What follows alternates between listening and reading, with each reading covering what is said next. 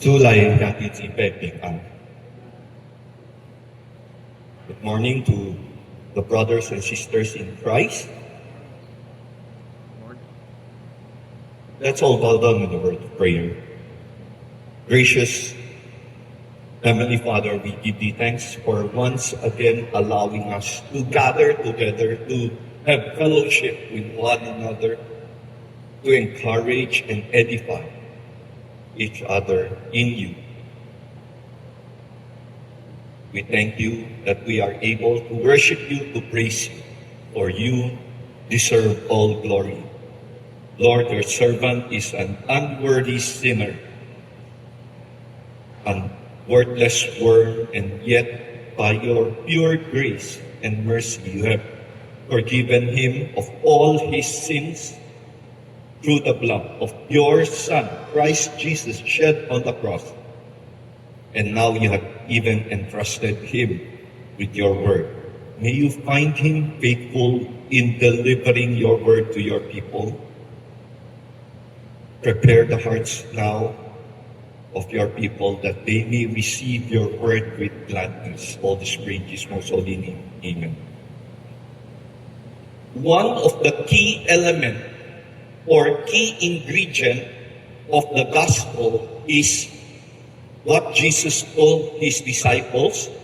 If anyone wants to be my disciple, he must deny himself, take up his cross, and follow me.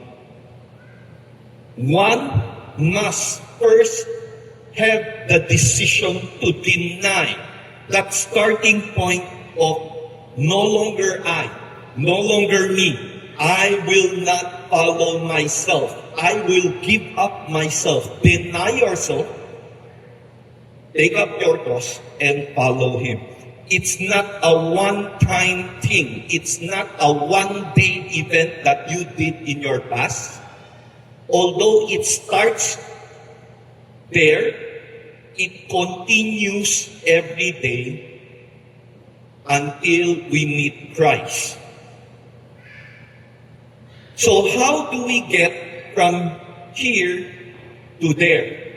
From being full of ourselves to denying ourselves and indeed following, obeying Christ, becoming mature in Christ.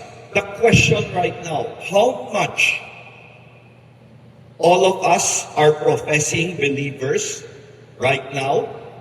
I don't know how many years have you been serving the Lord. The question is, how much of yourself is present right now compared to the first day you have believed in Christ? How do we get from being full of ourselves to becoming more mature in Christ, in full obedience to him? How do we go from here to there? It is nowadays people try to get life coaches to teach them how to live the Christian life. They try to get mentors. And sadly, many of them do not read God's word. My friends, the only way we are able to go from being so full of ourselves to denying ourselves and indeed following Christ faithfully is through his word. Our understanding, our knowledge and understanding of who Christ is as revealed in his word will affect our lives in worship.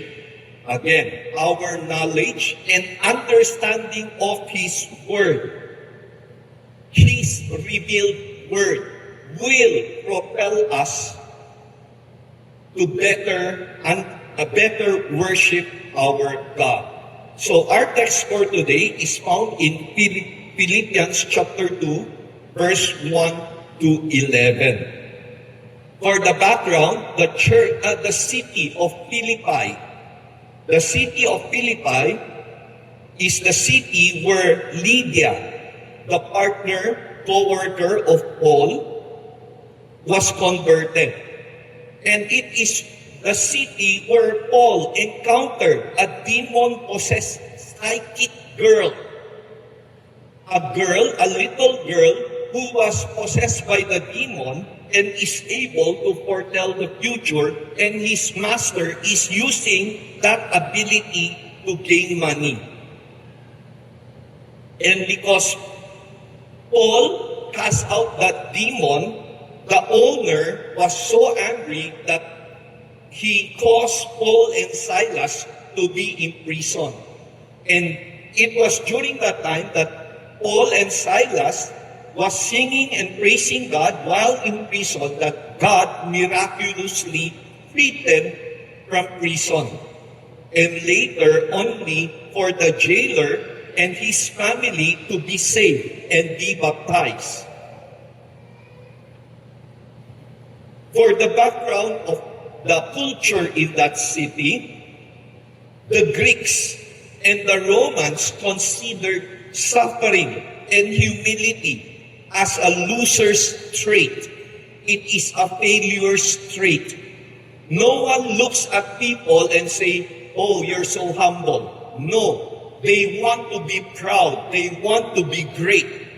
No one wants to be humbled. And when they see you suffering, you are a loser. It is looked down upon and not as a virtue to be emulated, to be followed. The pagan and secular ideas of success and self-assertiveness is championed. You must assert yourself, your authority over people. That is championed. No one wants to serve. Imposing one's will and dominating others is the culture. The Philippian believers are now suffering and being persecuted.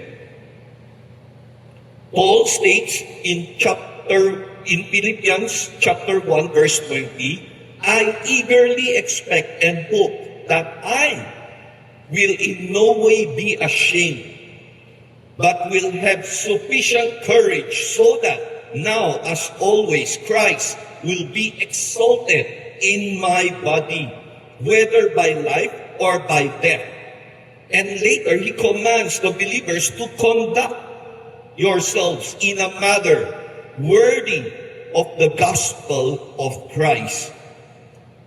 Verse 28, "Without being frightened in any way by those who oppose you. For it has been graciously granted to you on behalf of Christ, not only to believe on Him, but also to suffer for Him.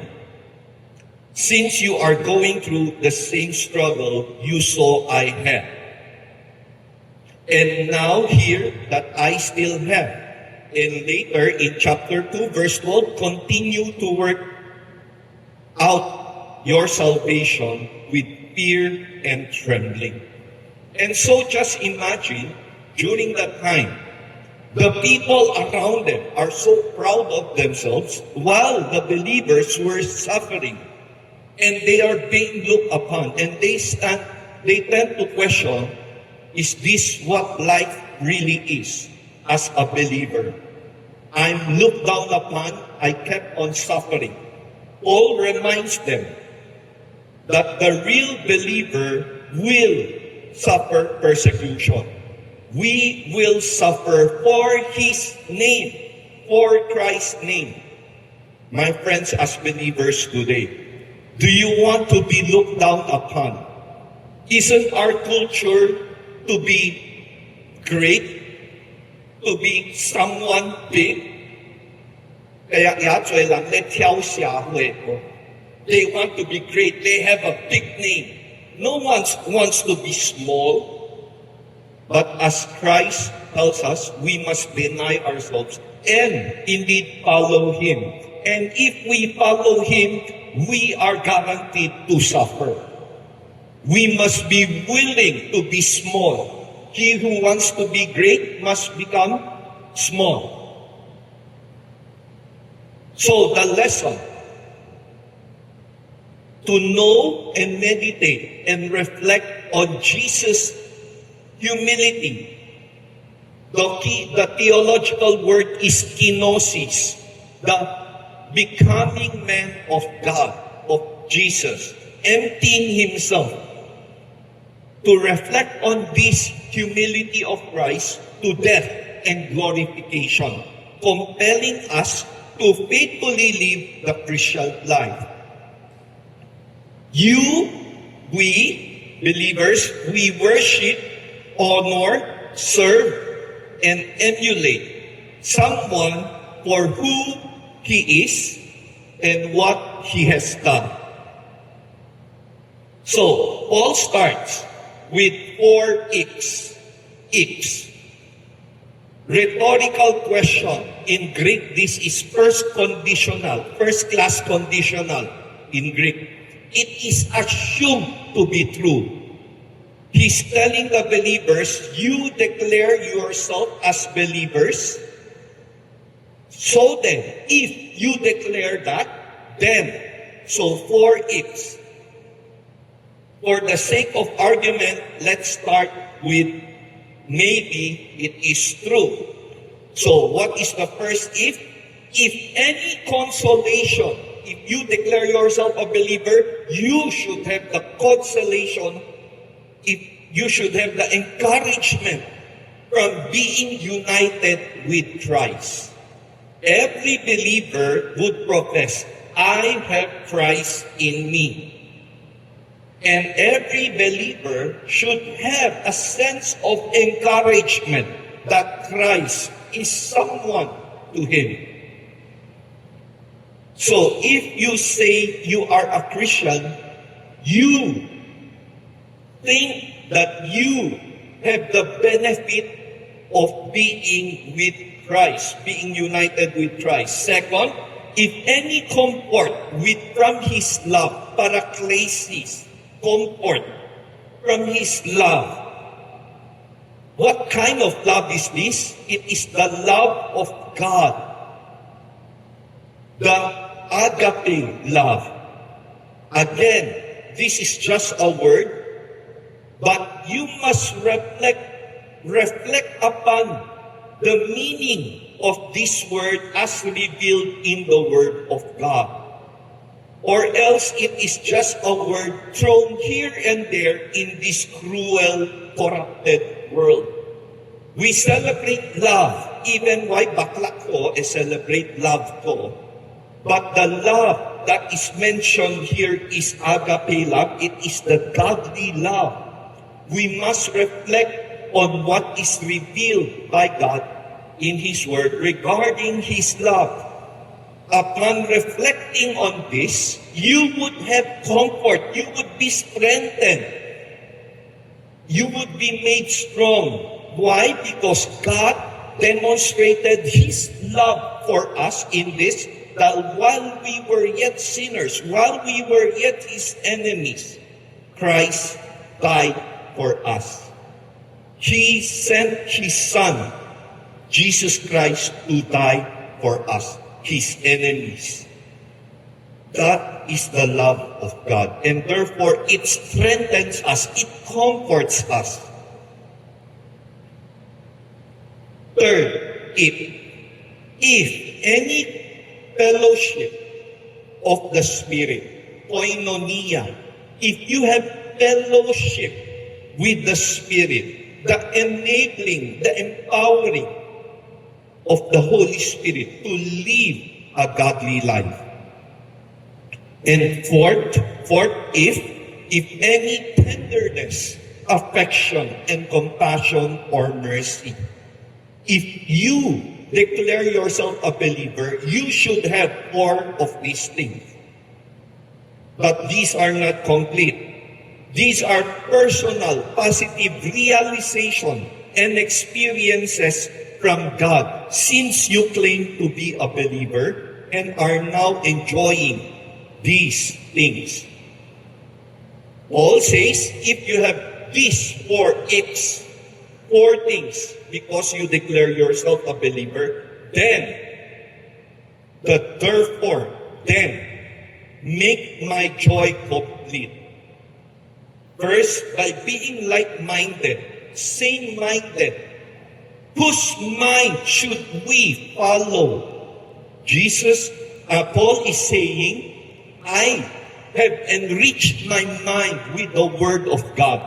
I have come to know Jesus Christ personally. I know His standard. I know His love. Therefore, let's be like-minded. How do we become like-minded in the church? Not by following anyone. We saw a few days back, we were troubled, foolishly, stupidly troubled by people in EDSA. What people? Iglesia ni Cristo. Iglesia ni Cristo, Iglesia, ha? Manalo. Stupidly following of one mind. They were chanting, we are one. One in the mind of Manalo. We are not called to follow just about anyone. Who are we called to follow? What kind of mind should we have? One mind of Jesus Christ. So our minds should be that of Jesus Christ. We must fill ourselves with the mind of Christ. Paul has done that. And so he encourages everyone. Let's be like-minded. Make my joy complete by being like-minded. If we fail in this thing, being like-minded in the mind of Christ, the church will fall. We will always fight. We will always argue. Why is the chair red? I want it to be green. Why is the wall yellow? I want it to be pink. We will always fight because we don't have the mind of Christ. Everyone should be of the same mind. Another aspect is to be more mature. Again, we are so full of ourselves. You want to be followed. You want to exercise your authority. But in the church, we are called to defer.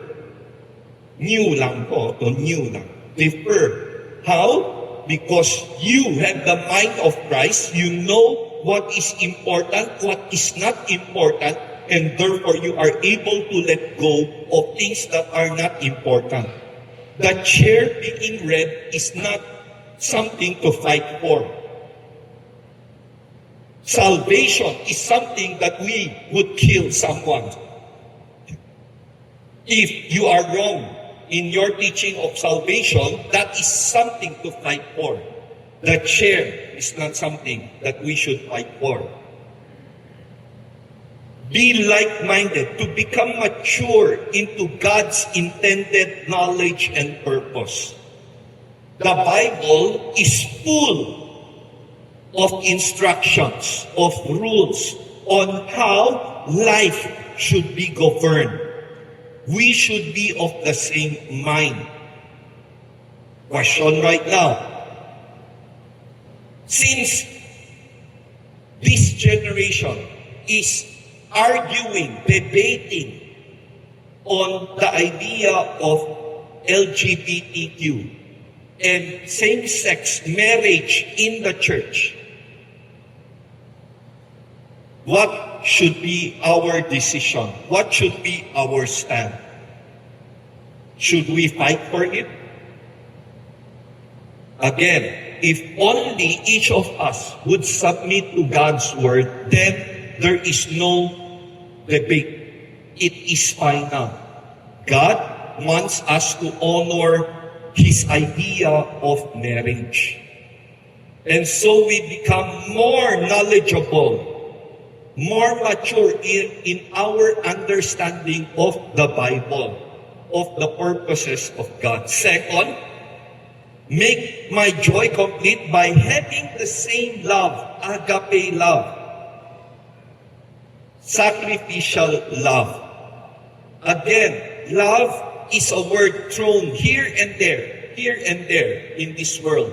Even Joy Baklako would celebrate love, love, love.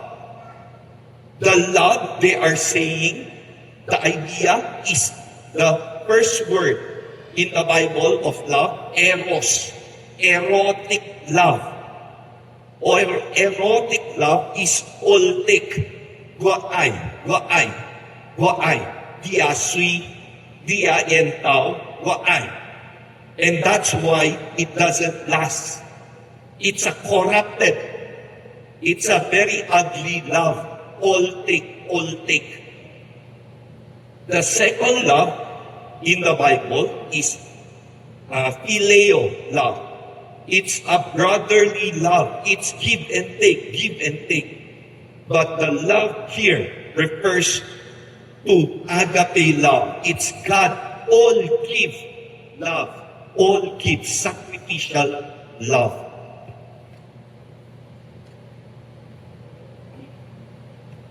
Third, Paul says, be in one in spirit. The Greek word here in simsokoi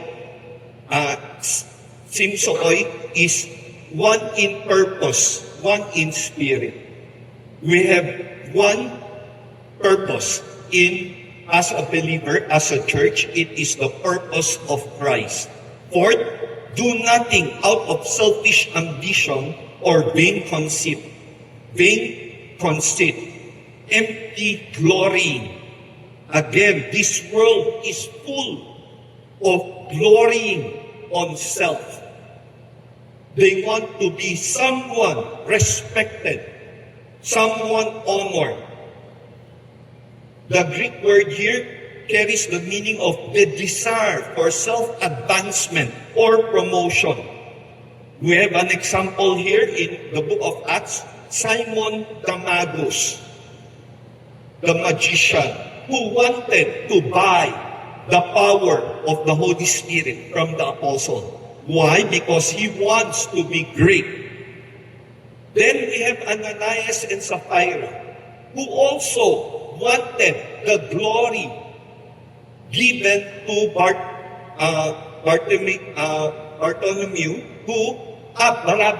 Barnabas, who sold his land and gave the money to the apostles' feet.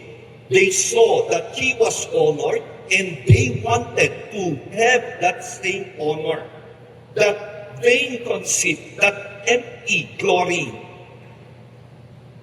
Conceit means to think too highly of yourself, excessive self-interest or preoccupation, esteeming self more than what we really are. Many times, people would look up to me, and because I am a pastor, I am respected.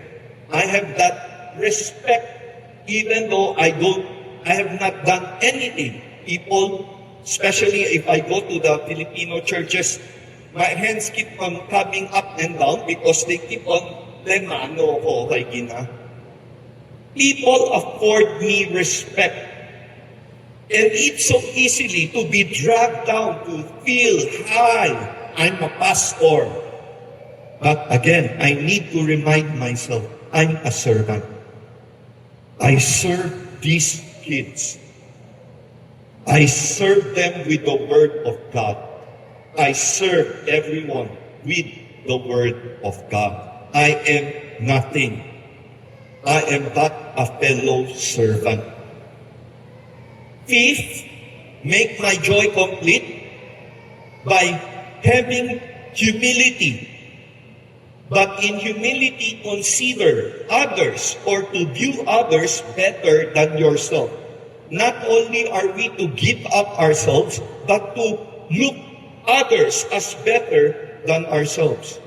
Spurgeon once said, men do not quarrel when their ambitions have come to an end.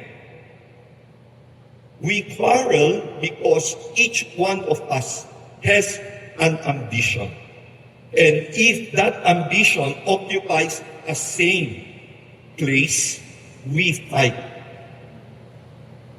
If those ambitions occupy the same position, we fight. If only we would learn to defer, new lang, an active, intentional realization of our base self-worth from God's point of view. How do you have that humility? MacArthur says, stop looking at your sin in respect to others' sin. Stop looking at your goodness compared to the sin of others. Try lang yagaw kautwe, guwabo, bakakway, bakagaw. Stop doing that. Instead, look at yourself in God's pure holiness. From God's point of view, in His pure holiness, look at yourself and be honest to yourself. And then you would realize, oh God, I'm nothing. I'm a worthless worm.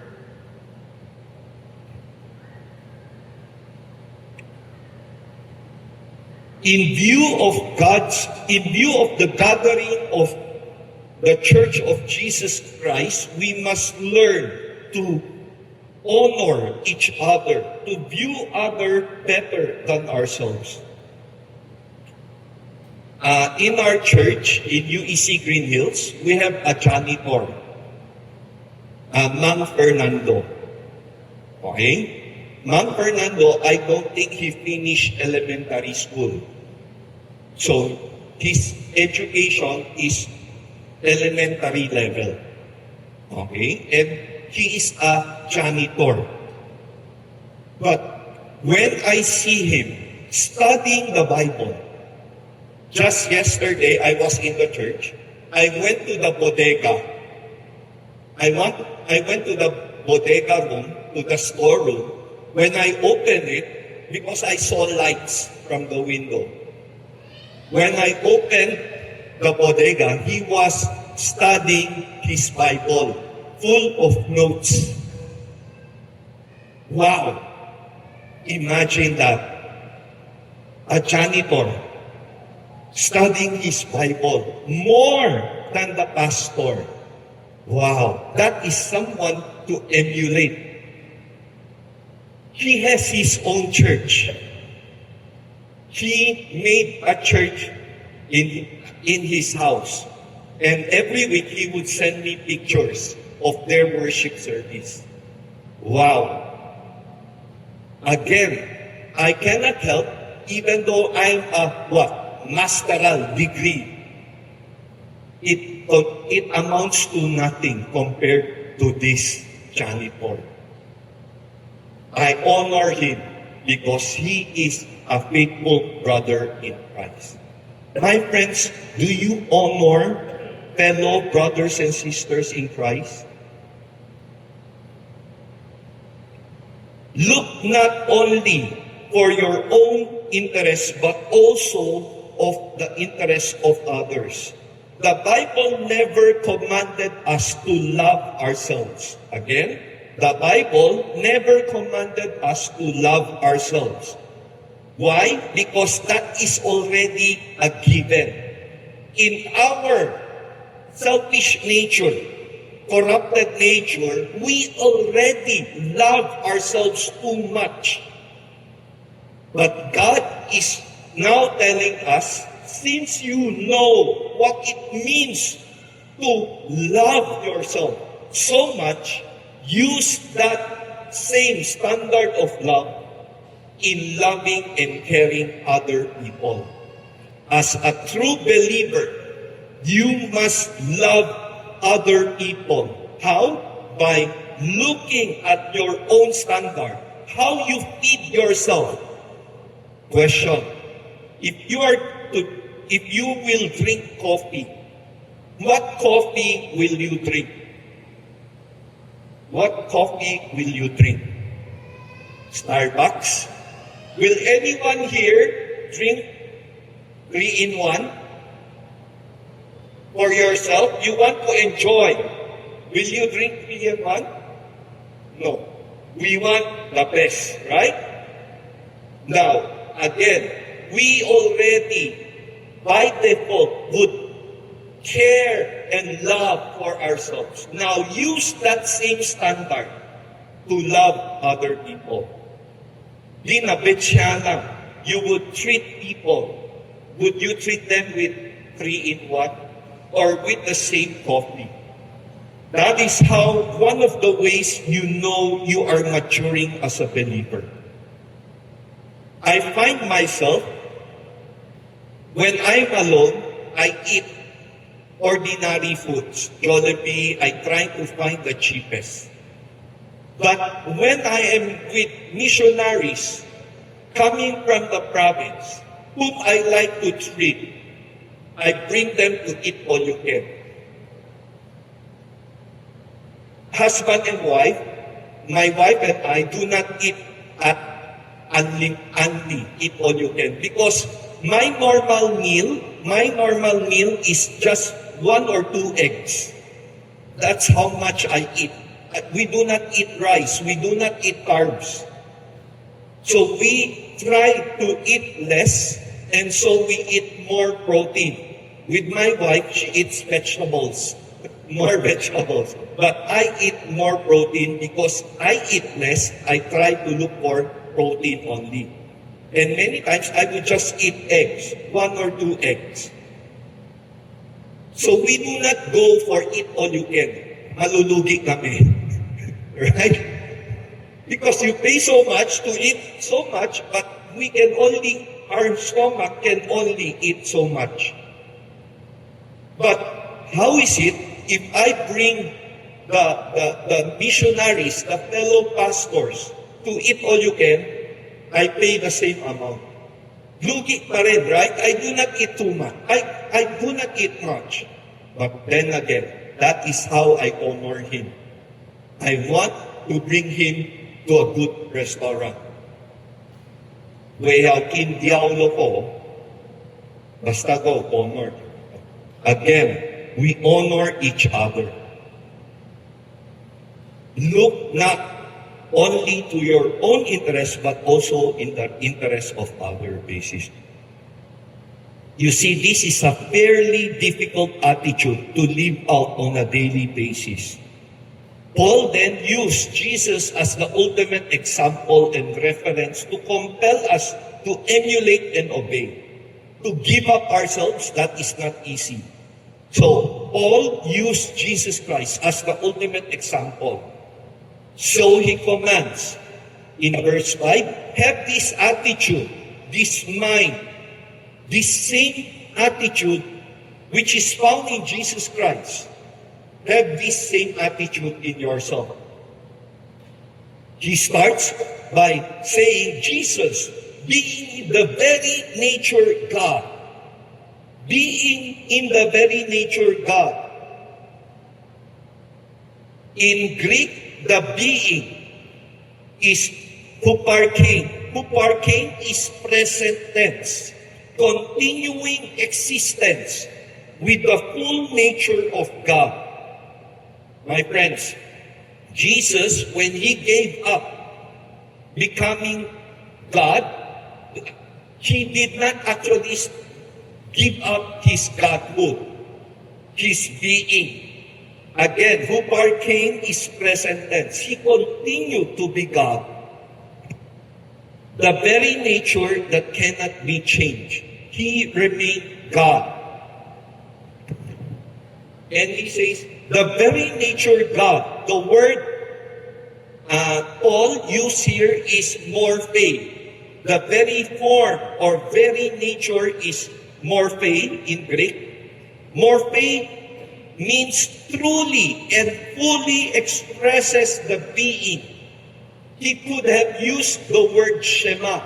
Shema in Greek is the outward form which changes from time to time and circumstances. But he used morphe, because his nature cannot change. The lesson, Jesus remained fully God when he became man. Colossians chapter 1 verse 15 to 17, he is the image of the invisible God, the firstborn over all creation. For by him all things were created, things in heaven and on earth, visible and invisible, whether thrones or powers or rulers or authorities, all things were created by him and for him. He is before all things, and in him all things hold together. Jesus is God. Jesus did not empty himself of his godhood, of his deity. But Paul says he did not consider equality with God. Lightfoot, biblical scholar, says, a treasure to be clutched and retained at all hazards. It's like our government official. Obviously, they're stealing. They still continue to clutch on their position.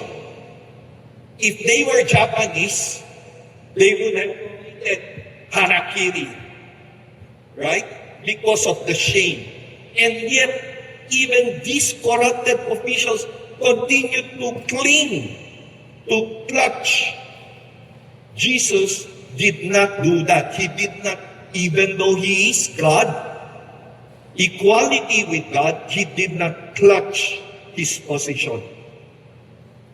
Jesus was willing to let go of some of the prerogatives, the benefits of being God to become man. Third, he made himself nothing. So God, he made himself nothing, of no reputation. He emptied himself. Again, no subtraction on his deity, but rather humanity was added. So when Jesus Christ became man, he remained God, but humanity was added. It is like a t-shirt that he put on, such that he is completely God and completely man. He did not lose being God. He instead gained being a man. So completely 100% God, 100% man.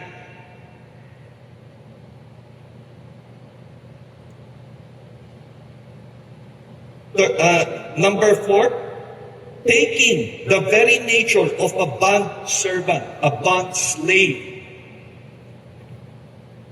It is not an exchange, but an addition. The role of a slave, the role of a servant. If I were Jesus, if I were God, and I needed to become man, to serve and to die for men, if you were God, if you were Jesus, and you needed to become man, which man do you want to become? Again, the requirement is very simple. Become man and die for the sins of the world. Since you will spend 33 years here on earth, which man, what kind of man, which man do you want to become? You could become Steve Jobs. You can become Bill Gates. You can become Prince Charles. You can become rich, someone, king, emperor, who has the power to influence people. But he chose to become a lowly servant.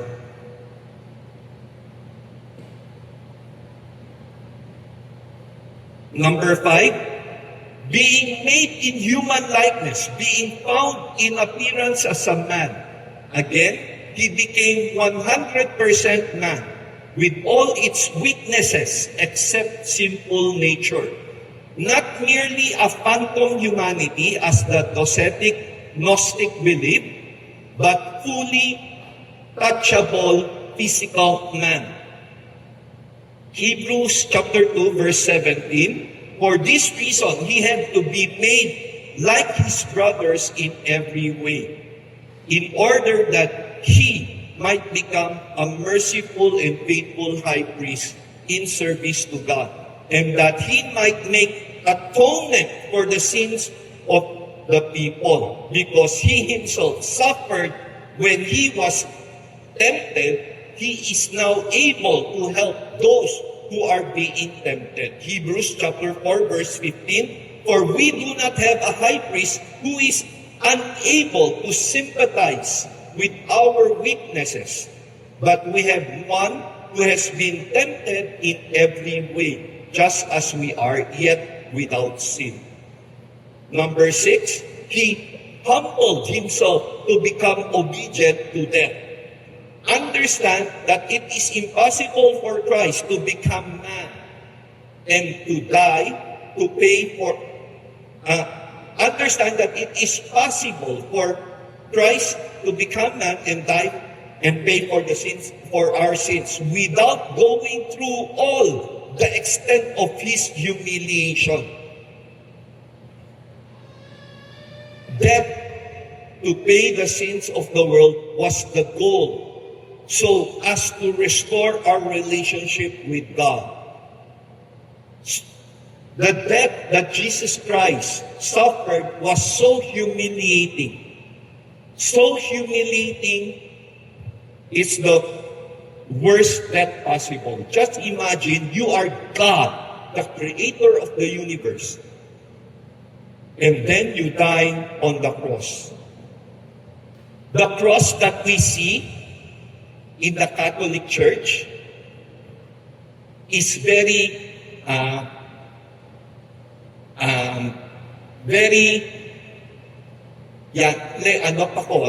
mahihain pa. The real Jesus Christ, when he was crucified on the cross, he had nothing on. Meaning, people saw his male organ. It was so shameful. We have records in the Roman records that when the Roman soldiers crucify people, sometimes they play with their genitals.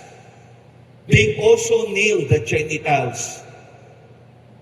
So it is a shameful thing. Just imagine, God, not just becoming man, but dying death on the cross for you and me. That's how humble he became. Even death on the cross.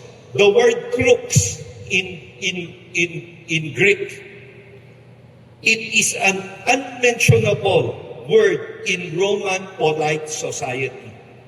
You see the Romans, they're very violent, and yet in their own way, they have their politeness. There are words that they don't say. In Moletso, siku, crux, cross. They don't use that word because it's improper in a polite society. What they say is hang him on an unlucky tree if they want to say crux. The crucifixion is a violent, painful, and shameful death, not permitted for the Roman citizens. Dying on the cross was considered particularly cursed by God. Galatians chapter 3 verse 13. Christ redeemed us from the curse of the law by becoming a curse for us. For it is written, cursed is anyone who is hanged on a tree. And so, Jesus not only died on the cross, on a shameful death on the cross, because of that, Paul says, therefore, the result of a process. Matthew 23 verse 12, for whoever exalts himself will be humbled, and he who humbles himself will be exalted. And therefore, since Jesus humbled himself, God highly exalted him to the highest place. Charles Spurgeon says, that Christ did not crown himself, but that his Father crowned him. That he did not elevate himself to the throne of majesty, but that his Father lifted him up there and placed him on his throne. Jesus received a higher glory from a man's point of view, if that were even possible. He didn't have before because of his humility and the cross. And God gave him the name that is above every name, Yahweh, Lord, Kurios, the highest name that demands glory and worship. That at the name of Jesus, every knee should bow in heaven and on earth, under the earth, and every tongue confess that Jesus Christ is Lord, to the glory of God. In heaven means the angels, the holy angels. On earth means the men, everything on earth. And under the earth means the demons, the fallen angels, and the unbelievers. This does not imply universal salvation, but willing, joyful adoration of believers, and or forced, subjugated declaration of demons and unbelievers in the future before their total destruction. So as a conclusion, how much have you known, have you understood, have you experienced from the Word of God what Jesus Christ did for us? Let me conclude with this. In 2 Corinthians, Paul told, this was my message last week in Unisic News. They asked me to talk about offering, tithing, giving. And I started the message by saying, I, Pastor Clarence Lee, am telling you, the church, I am strongly discouraging you, the church, from tithing, from offering, from giving. And they were shocked. What pastor would tell his church, stop giving, don't give? And I told them, especially if you do not understand and really know this God and why you are coming, stop giving. And what pastor would stop his people from giving to God? Paul did that. Paul, in 2 Corinthians, was telling the Corinthians that at one time he told the Macedonian churches, you can stop giving for now. Don't give. There's a big need. There's a big need in another city. They needed help. And the Macedonians wanted to help, and Paul says, no, stop. You're exempted. Why? Paul revealed to us that they were in extreme poverty. No more money. Bulsa butas ko, botsino ko, extreme poverty. And they were trialed under extreme pressure. Dato'y buntwe ko. And out of that, a key word came in. Paul says, their overflowing joy. Overflowing joy welled up in rich generosity. Wala na. Paul says, okay, you're exempted, don't give. But they urgently pleaded with Paul, no, we will give. Topono. And yet they pleaded with Paul to give. And Paul says they gave as much as they were able. Why? The Macedonian churches, it's a province. Different churches. One of the church in Macedonia is what? Philippi. What's the keyword of Philippians? What's the word? Keyword of the whole book of Philippians. hilot, joy. How did they come to know joy? Paul wrote to them the kenosis of Christ, the humility of Christ. They understood this is the God we serve, who being God made himself nothing. Who are we? What are we? And so their understanding propelled them to give, to serve, even though they have nothing. Paul gave the reason, overflowing joy. And so they are now giving. And so the right attitude, Pastor Clarence telling his people, the people of the church, stop giving. If you really know who your God is and understood who you are really worshiping, the right answer is, what's up, Tia? This is Shaka. Who are you? Even a pastor, even an angel, to tell me that I should stop worshiping my God. And that is what the Philippians did. They told Paul, no, we will give. They urgently pleaded.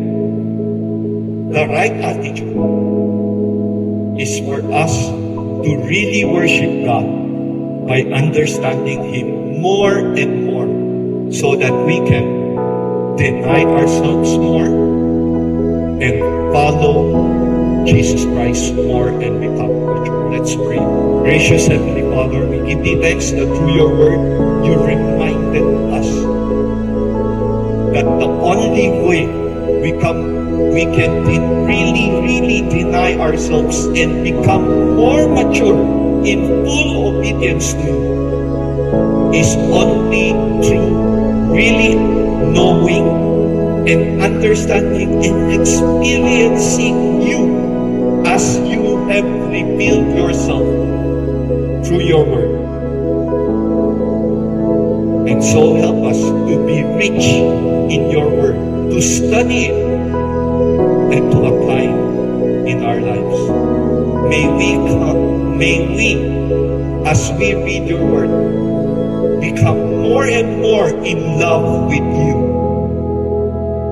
For You deserve all our praise and glory. And so we give Thee thanks. All Spirit, Jesus, most holy name.